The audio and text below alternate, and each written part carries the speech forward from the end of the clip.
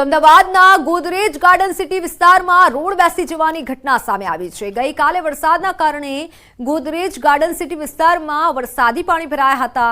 Road બેસી જતા વાહન ચાલકો મુશ્કેલીમાં મુકાયા। વરસાદના કારણે આ વિસ્તારને જોડતા અન્ય રસ્તા પણ ધોવાયા છે। ઠેર ઠેર રોડ પર ખાડા પડી જતા લોકો મુશ્કેલીમાં મુકાયા છે। અમદાવાદમાં ગઈકાલે ધોધમાર વરસાદ વરસ્યો હતો અને માત્ર 2 કલાક વરસેલા વરસાદ બાદ હાલ પાણી તો ઓસરી ગયા છે, પરંતુ અમદાવાદ મ્યુનિસિપલ કોર્પોરેશનના પ્રી મોન્સૂન પ્લાનની પોલ ખુલી ગઈ છે। આ વિસ્તાર છે અમદાવાદનો ગોદરેજ ગાર્ડન સિટી વિસ્તાર। ત્યાં આપ જોઈ શકો છો કે અહીંયા પણ ગઈકાલે 2 કલાક વરસાદ વરસ્યો અને પાણી ભરાઈ ગયા હતા અને જેના કારણે આપ જે જોઈ શકો છો કે ગોદરેજ ગાર્ડન સિટીમાં રોડ બેસી જવાની ઘટના અત્યારે જોવા મળી રહી છે। કોઈ મોટી દુર્ઘટના સર્જાય તો નવાય નહીં, કારણ કે હાલ અહીંયા આપ જે જોઈ શકો છો કે મોટી સંખ્યામાં વાહનો જે છે તે અહીંયાથી પસાર થઈ રહ્યા છે અને આ પ્રકારે રોડ બેસી ગયો છે। જો કે અમદાવાદમાં ભૂવા પડવા અને રોડ બેસી જવાની ઘટનાઓ હવે સામાન્ય બની ગઈ છે, પરંતુ એના કારણે સર્જાતા અકસ્માતો જે છે તે પણ ક્યાંક ને ક્યાંક અમદાવાદ મ્યુનિસિપલ કોર્પોરેશનની બેદરકારીની પોલ ખોલી રહ્યા છે। પ્રી મોન્સૂન પ્લાન જે છે તે ધોવાઈ જતો અહીંયા જોવા મળી રહ્યો છે। કેમેરામેન શૈનિક મહેતા સાથે સંજય ટાંક, ન્યૂઝ 18 ગુજરાતી, અમદાવાદ। તો ભરૂચના વાલિયાવાડી રોડ ઉપર અપાયેલો ડાયવર્ઝન ધોવાયો છે। ડહેલી ગામ પાસે કીમ નદી ઉપરનો 1 કરોડ 26 લાખનો ડાયવર્ઝન ધોવાયો છે। આખો રોડ નદીમાં વહી ગયો, વાહન વ્યવહાર ખોરવાયો હતો। પહેલા જ વરસાદમાં કરોડોના ડાયવર્ઝન ધોવાતા ગ્રામજનોમાં રોષ છે। સ્થાનિક આગેવાનોએ ભ્રષ્ટાચારના આક્ષેપ સાથે ટાયર સળગાવી વિરોધ નોંધાવ્યો। નબળી કામગીરીનો વિડીયો ઉતારી વાયરલ કર્યો। સરકારી રૂપિયા વેડફી ભ્રષ્ટાચાર થયો હોવાનો આક્ષેપ કર્યો। યોગ્ય ગુણવત્તા સાથે ડાયવર્ઝનની કામગીરી કરવા માટે માંગ કરાઈ છે।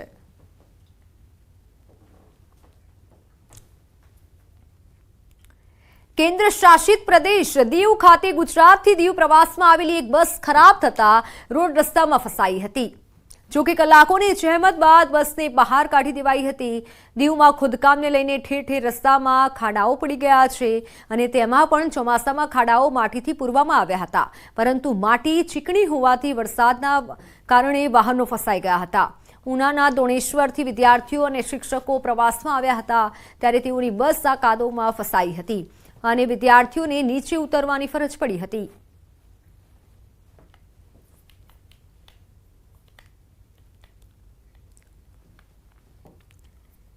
વડોદરાથી ઉમરગામ તરફ આવી રહેલી મેમુ ટ્રેનમાં પાણી લીકેજ થતા ટ્રેનમાં આખા ડબ્બામાં પાણી ટપકતું રહ્યું હતું। વડોદરાથી ઉમરગામ તરફ પાણી આવી રહેલા અસંખ્ય મુસાફરોએ પરેશાનીનો સામનો કરવો પડ્યો હતો। મેમુ ટ્રેનના ડબ્બા જ વરસાદ વરસતો હોય તેવા દ્રશ્યો સર્જાયા હતા। આખા ડબ્બામાં પાણી ટપકી રહ્યું હતું અને આથી લોકોને બેસવા અને ઊભા રહેવામાં પણ પરેશાનીનો સામનો કરવો પડ્યો હતો। ટ્રેનના પાણીનો ટાંકીમાં કે લાઇનમાં કોઈ જગ્યાએ લીકેજ થતાં ટ્રેનના કેટલાક ડબ્બામાં આવી જ પરિસ્થિતિ જોવા મળી હતી। રેલવેના મેન્ટેનન્સ વિભાગની બેદરકારીના કારણે સર્જાયેલી આ પરિસ્થિતિના કારણે અસંખ્ય પ્રવાસીઓ ટ્રેનમાં મુસાફરી દરમિયાન પરેશાનીનો સામનો કરવો પડ્યો હતો। તો આ સાથે ટ્રેનમાં ધોધમાર વરસાદ વરસી રહ્યો હોય તેવું લાગી રહ્યું છે। આ પાણી ભરાઈ ગયું ટ્રેનમાં, પબ્લિકને તકલીફ થાય છે, તે સરકારને જોવું પડે ને, રેલવે વિભાગને, એમ કહેવા માંગુ છું। વલતાડ સ્વામિનારાયણ સંસ્થાના લંપટ સાધુઓ સામે સુરતમાં હરિભક્તોએ ભારે રોષ વ્યક્ત કર્યો છે। શહેરના પાલનપુર પાટિયા પાસે આવેલા મશાલ સર્કલ પર હરિભક્તો એકત્ર થયા અને લંપટ સાધુઓ વિરુદ્ધ પ્રદર્શન કર્યું। હાથમાં બેનર લઈ આવા સાધુઓને સંસ્થામાંથી હાંકી કાઢવા સૂત્રોચ્ચાર કર્યા। લંપટ નૌતમ સ્વામી, હરિજીવન દેવપ્રકાશ, સંત વલ્લભ, પીપી સ્વામી, ભગવત પ્રસાદ, વિશ્વજીવન માધવ પ્રસાદ અંકલેશ્વર, ઘનશ્યામ કંડારી જે કે સ્વામી સામે વિરોધ નોંધાવ્યો અને આવા સાધુઓને સમાજ માટે ખતરારૂપ ગણાવ્યા।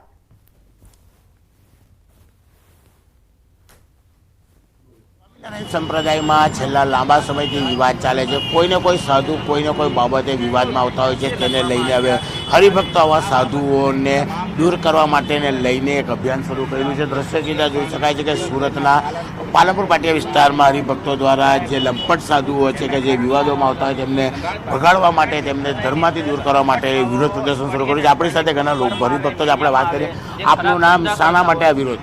મારું નામ ઘનશ્યામ છે. સુરતથી અમે હરિભક્તો, જે આપ સૌ જાણો છો, છેલ્લા 1 મહિનાની અંદર ગઢડા, વડતાલ, જુનાગઢ મુખ્ય મંદિરો અને સુરત વગેરે કલેક્ટરોને આવેદનપત્રો આપી અને સ્વામિનારાયણ સંપ્રદાય માટે કલંકરૂપ એવા દૂષણ સમાન લંપટ સાધુઓને હટાવી એમને ભગાવવા માટેની જે માંગ કરેલી હતી તેની ઉપર આજ દિવસ સુધી કોઈ પ્રતિભાવ કે કોઈ પગલાં ભરવામાં આવ્યા નથી.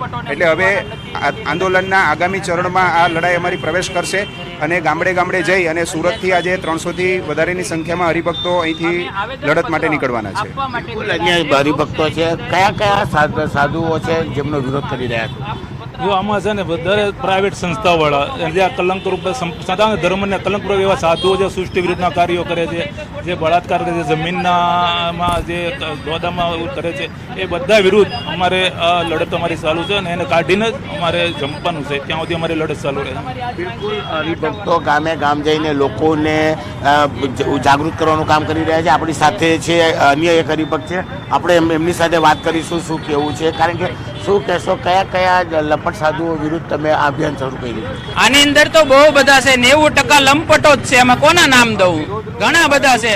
નવતમ સ્વામી છે, જેકે છે, માધવ છે, હરિજીવન છે, ભગવત પ્રસાદ છે, વિશ્વજીવન છે, કેટલાકના નામ લઉં?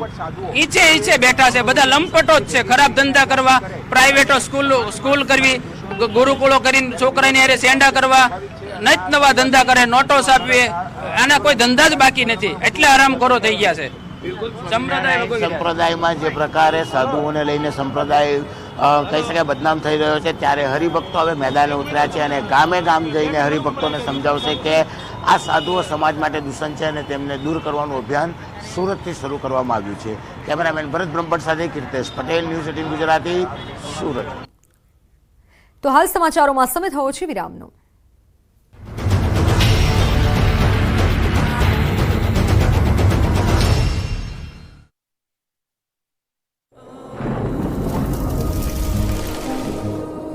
જળવાયુ પરિવર્તનનું જોખમ આપણા દરવાજે પહોંચી ગયું છે. હવે જરૂર છે એક મોટા ક્રાંતિકારી બદલાવની અને આનો પ્રારંભ થશે 140 કરોડ ભારતીયોથી. આ ક્રાંતિ શરૂ થશે એક વૃક્ષથી. એક વૃક્ષ માનવતા માટે, એક વૃક્ષ આ ધરતી માતા માટે, એક વૃક્ષ આપણા ભવિષ્ય માટે. પ્રોજેક્ટ વન ટ્રી, ન્યૂઝ 18 નેટવર્કની એક મોટી પહેલ. દીપો પાણીમાં તરવા લાગી. લોકોના ઘરમાં હોલથી લઈને રૂમ અને રસોડા સુધી પાણી ઘૂસી જતા પાણી વચ્ચે લોકો રહેવા મજબૂર બન્યા. તો નદીઓ ગાંડીતુર બનતા નેત્રંગ માંડવી રોડનો સંપર્ક કપાયો હતો. તો નેત્રંગના આકાશી આફતથી કામલિયા ગામમાં રોડ ઉપર પાણી ફરી વળ્યું. પાણીના ધસમસતા પ્રવાહમાં જે આવ્યું તે બધું જ તણાઈ ગયું, જેથી રોડ પર પાણી ફરી વળતા એમ્બ્યુલન્સ અટવાઈ હતી. ઝાડને માથ ભીડીને એક યુવક ટીંગાયેલો છે, કારણ કે નીચે પગ મૂકે તો પણ પૂરમાં તણાઈ શકે તેમ છે. યુવકનો જીવ જોખમમાં મુકાઈ ગયો, જેને બચાવવા માટે પ્રયાસ થઈ રહ્યા છે. દ્રશ્યો ભરૂચના નેત્રંગના છે, જ્યાં મોરિયાણા ગામમાં સાંભેલાધાર વરસાદ બાદ પાણીનો પ્રચંડ પ્રવાહ વહેતો થયો. અચાનક પાણી આવી જતા યુવક ફસાઈ ગયો.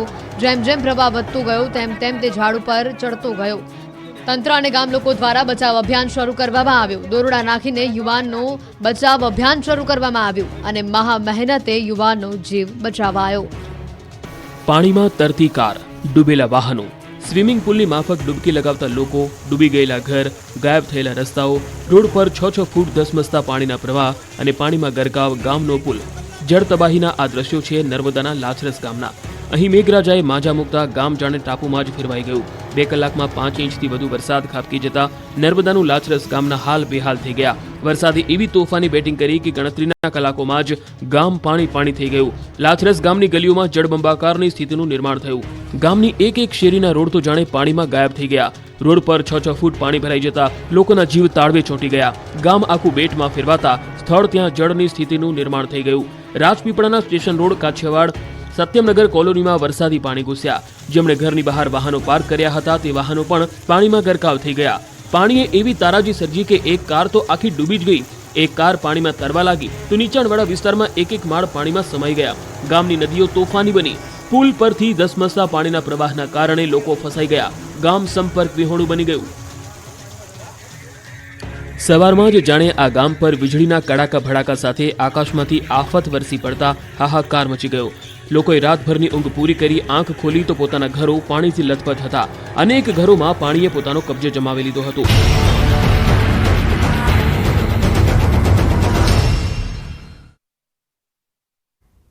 Welcome back. મહત્વના સમાચારની વાત કરીએ તો રાજ્ય સરકારનો મહત્વનો નિર્ણય. મેડિકલના વિદ્યાર્થીની માંગ સ્વીકારાઈ છે.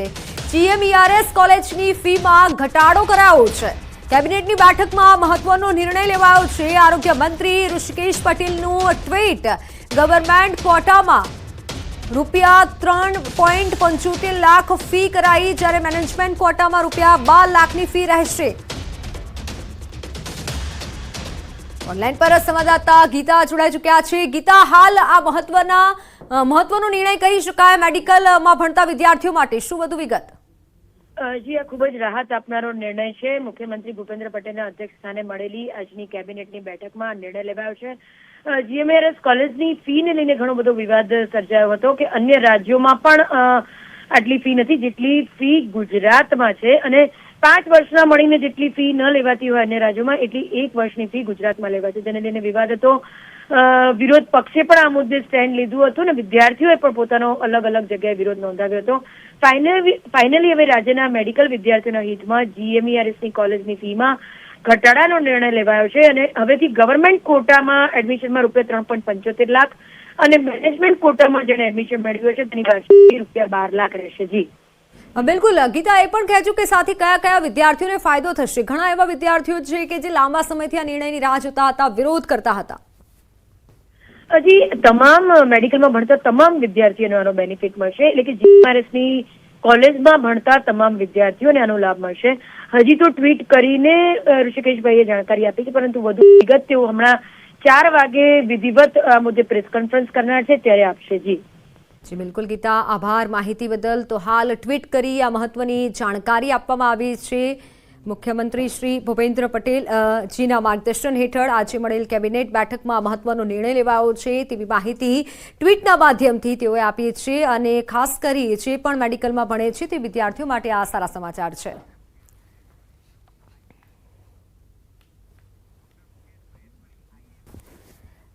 IIMના પ્રમુખ ડોક્ટર મુકેશ મહેશ્વરી અમારી સાથે જોડાઈ ચૂક્યા છે. સર, આપનું ન્યૂઝ 18 ગુજરાતીમાં સ્વાગત છે. સૌપ્રથમ તો આજે નિર્ણય લેવામાં આવ્યો છે, કહી શકાય મેડિકલના વિદ્યાર્થીઓ માટે આ સૌથી મોટો નિર્ણય છે, કારણ કે લાંબી રાહ જોઈ છે તેઓએ.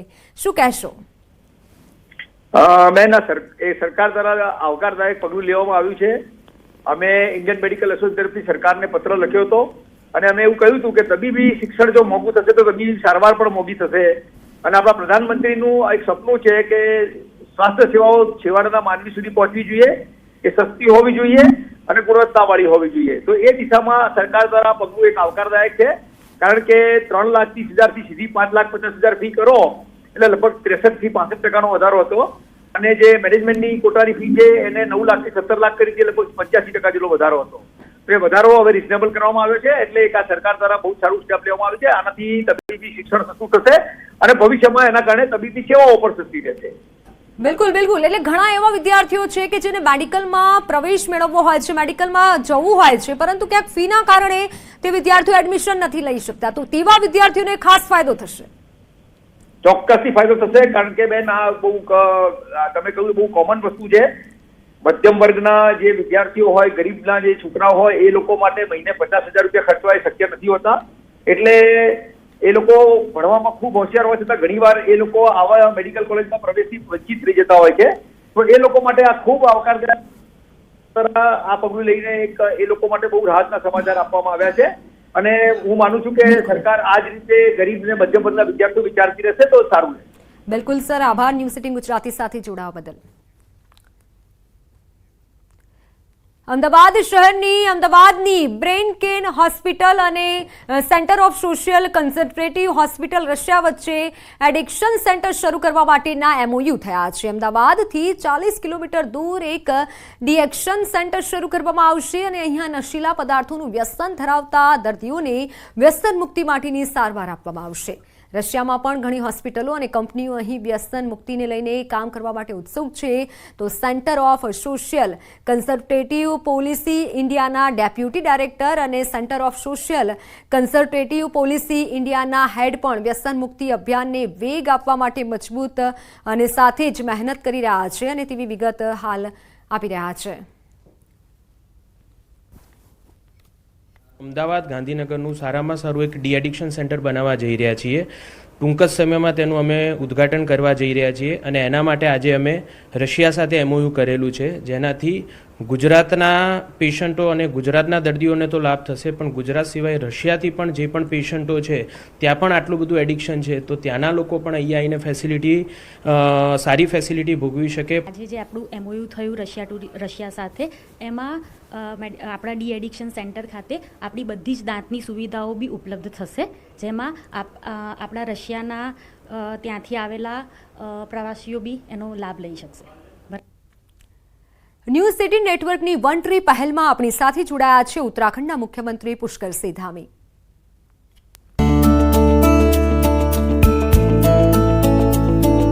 हर दिन हर पल पर्यावरण संरक्षण हमारे मन में, हमारे विचार में, हमारे दिल में रहना चाहिए. उसका जिस पौधे का हम रोपण कर रहे हैं उसका पूरी तरह से उसकी सुरक्षा हो, उसका संरक्षण हो, उसको जब तक पूरी तरह से वो खड़ा न हो जाए तब तक वहाँ पर पानी इत्यादि की व्यवस्था की जाए. न्यूज़ 18 को बहुत बधाई देता हूँ, बहुत शुभकामनाएं देता हूँ कि निश्चित रूप से जो आज समय की आवश्यकता है उस समय के अनुरूप लोगों को जागरूक करने के लिए ये अभियान उन्होंने चलाया है. निश्चित रूप से आने वाला उनका ये अभियान सफल हो और लोग लाभान्वित हों, और जो आज हम पर्यावरण की हानि से, ग्लोबल वार्मिंग की दृष्टि से जिन चुनौतियों का सामना कर रहे हैं वो कहीं न कहीं इसमें बहुत कारगर साबित होगा.